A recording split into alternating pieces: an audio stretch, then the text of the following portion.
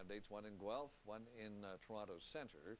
And let's hear what he had to say in Halifax when he was talked about the dismissal of these candidates, Mark Warner and Brent Barr, right? Yeah. Well, as a general rule, first of all, you should understand that it is the National Council that deals with these matters. The National Council is a democratically elected body, and it's their job to, obviously, to make sure that nomination processes are monitored and to respond when there are problems that the grassroots complain about. And frankly, I'm not involved in those kinds of decisions. The National Council is democratically elected and makes those decisions under the Constitution of the party.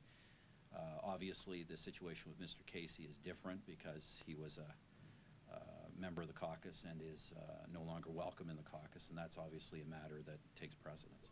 Well, that's Bill Casey from Nova Scotia, who voted against the budget in the spring and got turfed, and I think you can expect that to happen in any party if you vote against the budget. But talk about Mark Warner. He was the candidate in Toronto Centre.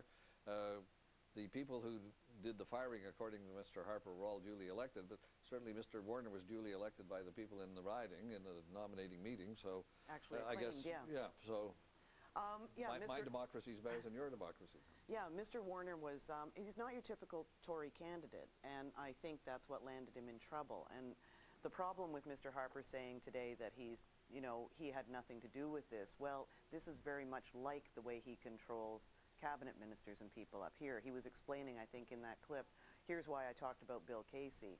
But basically, Mr. Warner fell afoul of the Conservatives because he wanted to talk about urban issues, health, social issues. I've talked to the Conservative Party president. He doesn't dispute that that's why. And he was off message. And we know what happens to cabinet ministers when they go off message. We know what happens to staffers who do. It's the same sort of harsh control. Brent Barr, though, we had him on the program yesterday.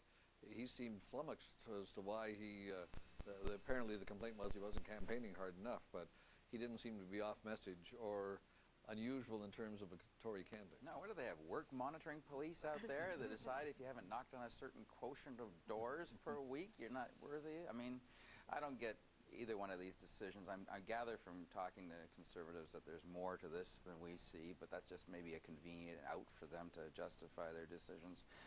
Frankly, I don't think it looks good on Mr. Harper. The optics are particularly horrible for Mr. Warner. I mean, he's black. He talks about AIDS going to AIDS conferences. Parts of his resume are deleted mysteriously from websites. It looks almost like it's sort of a racial thing in some ways, and I just think it looks very badly on him.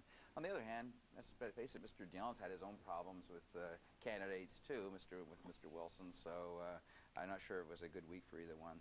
Okay, let's talk about one other thing that I find kind of fascinating, and that's the whole Brian Mulroney, Karl-Heinz Schreiber.